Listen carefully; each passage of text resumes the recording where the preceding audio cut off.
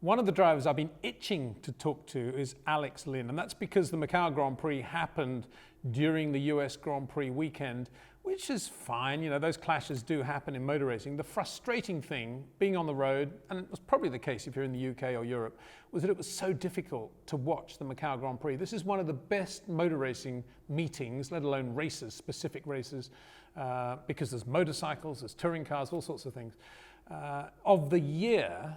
And it wasn't live streamed. It was difficult to find. It was difficult actually to get the results out of the website. It seemed to take forever. I don't know what the problem is there, but guys, you who are running the Macau Grand Prix, this is an event that if you put it out on the world stage could be much, much bigger than it is already. And I know in Asia it's huge, and probably at Macau they don't worry too much beyond that. But I know there are a lot of Formula One people that would have loved to have watched that race somewhere on the internet overnight or between the US and Brazilian Grand Prix. Shame that it was so difficult to do that.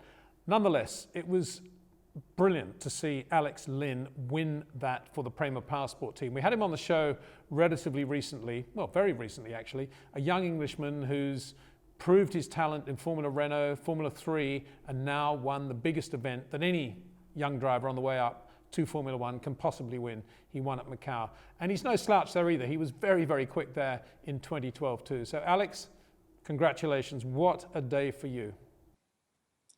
I think, yeah, certainly it was the best win I've ever had in my career. And yeah, I think it might be some time until I better that in terms of actual achievement. But yeah, it was a fantastic weekend, and it was slightly strange emotions really, because obviously I prepared really hard for it, and yeah, I suppose when I actually won, I was more in kind of a pensive mood, as it were. I was just trying to take it all in. It took me a while to actually let it all sink in.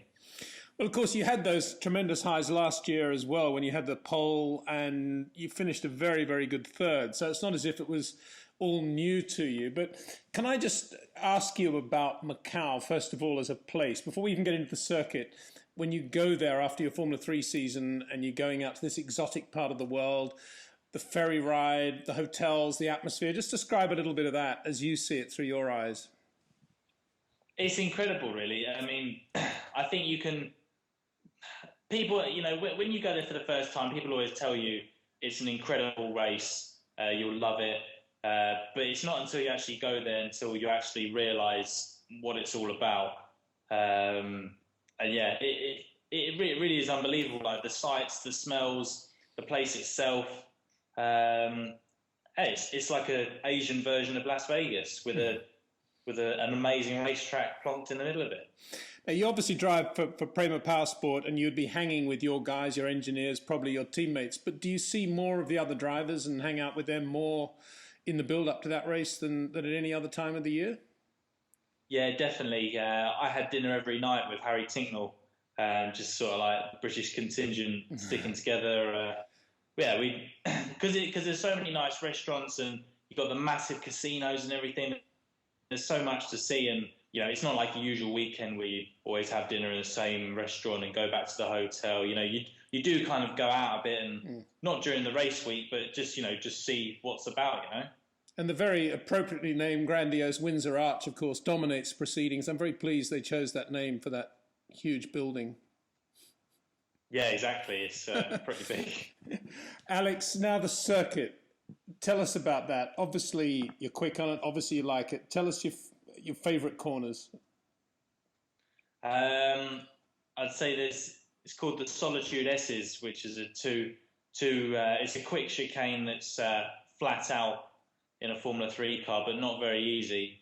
You need to build up to it, and certainly it's one for the brave. And you know, every single lap I go through there, it's like, oh, do I have to go through these corners again? And whereabouts are they on the lap? So if you go through Lisboa, which is the first proper corner, yeah, the next right, yeah, which is San Francisco, and you go up the hill, yeah, then it's right, left, right, into another left, right, and then the next left, right is the S's. Okay, we're downhill at this point. We're starting to go downhill, yeah. Yeah. Well, Because I did actually race there in a saloon car years ago, and 2 years running, and to me that was all just the very quick downhill S's. But it was incredibly demanding in a saloon car. I can't imagine what it was like in a very good F3 car, as you've just described it. As you say, it probably hold your breath time. And what about the quick corners on the waterfront as well? I like those corners a lot. I mean, for some reason, I've always been really good in those two corners because that's the last sector. And 9 times out of 10, I was quickest in the last sector. And it's nice because the second to last corner is like really cambered, third gear, apex really early, and get as close as you dare to the wall on the entry, just to try and gain more grip. And Macau's a really unique circuit where I think somewhere like Monaco's a bit where, most of your lap time's found by going wide and getting close to the walls on exit, whereas Macau, I think you find most of your time just being early on corners and compromising the speed and the position of the car for the next few corners. Raffaele Marciello, your teammate at Power Team, Prema Power Team, took the pole, 2:11.5. You were a shade slower. You were actually P3, 2:11.6, almost identical lap time to Felix Rosenqvist. It was very, very close in qualifying. Looked like you three had an edge already by that stage. Yeah, I think it's always really close, and it's such an amazing fight with those guys. I mean, I've been fighting with them all year, with Raffaele and Felix, and then to add in drivers like Carlos Sainz, Antonio Felix da Costa. I mean, the class and the talent I think on the grid was amazing, and it feels so nice just to actually really drag the best out of yourself and really achieve another level when you're competing against guys that are always just pushing the boundary a bit higher and higher every single lap. It's an incredible feeling. And how was that qualifying lap for you? Was that absolutely maximum for you? When you look back on it now, did you leave any margin? Did you make any small mistakes, that 11.6? The only mistake I had was I didn't have a toe, which actually on ideal lap times, so best splits that I'd had, I should have been on pole by 0.3. It's easy to say that at the day, but we came away from qualifying, and sometimes qualifying in Macau isn't really as important because obviously I went from third on the grid to win the qualification race because there's so much slipstreaming. So third was like, okay, we're in the mix. That's all we wanted. And my engineer kept on reminding me, it was almost sort of monotonous. He went, Sunday's the day for the result. Everything else is just a journey where you need to get yourself in position to have a chance of winning the Grand Prix. Very good advice. And you got a grandstand view of Raffaele's slow start in the heat, in the support race. Yeah. What happened there? I think there was quite a lot of grip on the circuit, and his engine just bogged down a bit. I think he preloaded the clutch too much and didn't have enough RPM to pull himself off the grid. Oof. And what immediately happened for you then in terms of clear bits of road in which you could dodge him and move around? How much warning did you have? Did he give any indication of that was going to happen? I think I could see he got quite a sluggish start, and his first instinct was to cover off Felix, but Felix had already got alongside him. So then by the time he'd realised I was going around the outside and we were three abreast, it was kind of too late, really. So then all I tried to concentrate on doing is getting a toe off of Felix Rosenqvist and trying to toe past him. Now you need to talk me through this. As I understand, was there a safety car in that race? Is that right? Or was that the final? Yeah, there was a safety car in both races. Oh, okay. And it was after the safety car that you were able to get Felix, right? Yeah. And that was tell us about that pass. How did that work? You obviously did a good job with the tyres at that point. Yeah, I think Felix didn't have a fantastic restart, and I was close enough to get the toe. And then it was I pulled out the slipstream about 2 or 3 times to make sure I wasn't too close, because if I'd have gone past him early, he would have been able to tow back past me. So I just managed to stay out of the slipstream for just the right moment, a right amount of time, and got him right at the last minute, which was kind of perfect, really. And you won that race by 2.5 seconds. Raffaele recovered to finish third with Antonio Felix da Costa fourth. It was all happening for the final in terms of the big guys, the quick guys, the pressure. It was all there, and you were on the pole. Yeah, it's great. You know, you look down at the grid sheet before the race, and it's like, well, what can you say? Yeah. There's not a lot in between us, so the best guy is going to win on the day, I suppose. And how much tension was there for you before that race? Waking up in the morning, the way you approached it? I think I was a bit more nervous for the days for the Saturday race, because at the end of the day, Saturday's goal was just finish in the top three, so just finish where you started. And that I suppose is a bit more pressure, because like, oh, you don't want to crash, and you know, make sure everything stays all right, because it's not today that counts. But then when you go for the Grand Prix, it's sort of like, well, nothing else matters now. I mean, regardless of what happens, you just got to try and give it everything. And I suppose I was quite calm, actually, because although I deeply wanted to win it, and I was obviously really nervous the night before, and I probably only had about 2 hours sleep, you know, I was sort of relaxed in a way that I knew if I didn't win the race, it wouldn't have been because I was too slow or anything. It would have been circumstance, which is why I was quite, you know, relaxed and just wanted to do the best I could. Yeah, good way of looking at it. And as it happened, it was a start to finish win. Yeah, can't believe it, really. Just a great start, a great restart. And tell us about the last lap of the race. It wasn't actually until literally right before the last corner that I kind of, you know, started to let a little bit of emotion in, where I was like, wow, I'm about to win the Grand Prix. And yeah, I couldn't believe it. Like, coming across the line and just realising what I'd done was fantastic. And it was amazing to do it for Theodore Racing as well, which was their return for, you know, many, many years, and the 30th anniversary of when they first entered the race with Ayrton Senna. I mean, to do that, it's what dreams are made of. And to beat also Antonio as well, and to have him so close to you. I think he was it was about a second behind you as you crossed the line. So enormous pressure from da Costa as well. Yeah, Antonio drove really well all weekend, and the pressure on us all was immense, and it was such a fantastic fight between me, Raffaele, Felix and Antonio. I mean, there was really not a lot in it most of the time, and I'm glad I managed to you know, find another level in the Grand Prix and just raise my game a bit, which was enough. Well, you mentioned Theodore Racing, and sadly, Teddy Yip, the founder of Theodore Racing, after whom the team is named, the original Teddy Yip, no longer with us, but his family is still very vibrant in Macau. And what was it like then on the Sunday night, having that Theodore Racing tie that you had and the victory behind you? Well, it was amazing because his son, Teddy Yip Jr., was there supporting us nearly every day.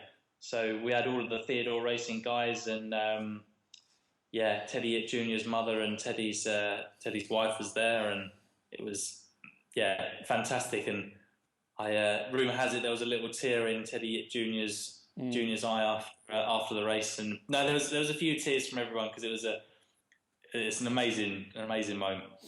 I can tell you who wouldn't have had a tear in his eye, and that's Teddy Yip Sr. I knew him very well, and I don't ever recall a moment when he wasn't actually laughing, almost to the point where he's splitting his ribs. He's one of the nicest guys I ever met, and he was just a complete benefactor of drivers that he liked. Vern Schuppen was a good example, and obviously with Ayrton at Macau, and such a wonderful thing for the Yip family. And Lucas Ayer was effectively your teammate, wasn't he, in terms of Theodore Racing sponsorship? Yeah, he was. Yeah, he came out with quite a good comment actually on the Saturday night when we were doing a press conference. He's like, it's like me and you are a couple this weekend. I said, well, are you the girlfriend or the boyfriend? And Lucas, of course, is the nephew of Gerhard Berger. Is that right? He is. Yeah. Yeah. Was Gerhard there? No, he wasn't. No, unfortunately not. And you also had a brilliant VW Passat race there with a lot of the old heroes there. That would have been a lot of fun too. It's Scirocco. Sorry? Scirocco's. Scirocco, sorry, yeah. Yeah, Scirocco's. Shame they didn't let you guys have a run. I don't trust myself in stuff like that. Well, I'm sure after a Lotus Cortina they would have felt absolutely terrible. But yeah, I mean, Stefan Johansson and Mike Conway and lots of good people in that race. I love the way they do Macau, and it's a shame in a way that it didn't get more coverage over here. I know it got some coverage, but it didn't get the coverage it deserved, I think, as an overall week and a weekend of just brilliant motor racing. I think it's only in the UK that they don't show it live. I think most other countries, they do pick it up. It's a shame, but yeah, I'm glad that everybody in the UK knew about it. Well, they do, and hopefully now, you know, you can talk through it in detail as you have. We've got an even better picture of what it was like. And I guess now, Alex, you've been to Motorland since then, testing World Series, right? Yeah. Tell us about that. How's that going? It was a good test. It was just a bit of experience to see what the World Series car was like. Obviously, it's a fantastic championship that might be a possibility in the future. So it was really good to get a feel for the car, and because the first time I've really had a go in a big car. And how quickly did you feel, or how long did it take for you to sort of dance with the music, as it were, in terms of braking and power and general feel? I'd say it took quite a while, really, because it was a 5-degree day in Motorland, which is notoriously a low grip circuit. So it took me a while to learn how to get temperature in the brakes and the tyres, because obviously it's the first time I've had to go on carbon brakes properly. Yeah. So that took a while, but Dams Racing are a fantastic team, and really thankful to them for the opportunity of driving their race car. Well, let's hope you get a deal like that for next year. I suppose it's too early for you to be talking about anything solid. Yeah, it's a shame really, because after Macau it kind of throws a few things up in the air. But I've got to go back to Mercedes-Benz and make sure everything's see what they want me to do. But at the moment, our plan before Macau was European Formula 3 again, and I'll be surprised if it changes, but we'll see. And finally, I was just talking to our mutual friend Rob Wilson, who wants to pass on his congratulations to you as well. And he was telling me that he did a day with you just before you set off for Macau, and everything went very well up at Bruntingthorpe there. And that kind of, in his words, kind of set you on the right path for the weekend. I'm probably putting words in your mouth now.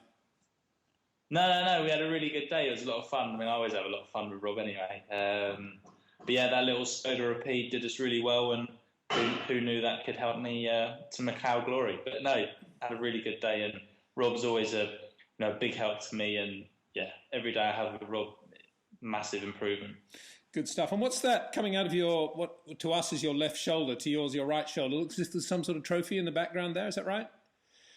It is the golden flower that is the Macau Winners' Trophy. So, brilliant. Superb. Absolutely superb.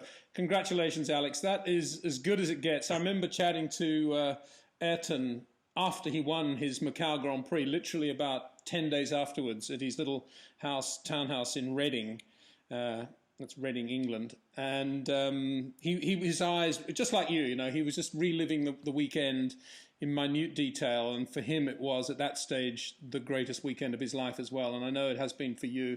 So all I can say is congratulations again, and we look forward to talking to you very soon when you've got your plans for next year solidified, and have a great close season. And you really deserve a good break, and you've done a brilliant job. Thank you very much. Thank you.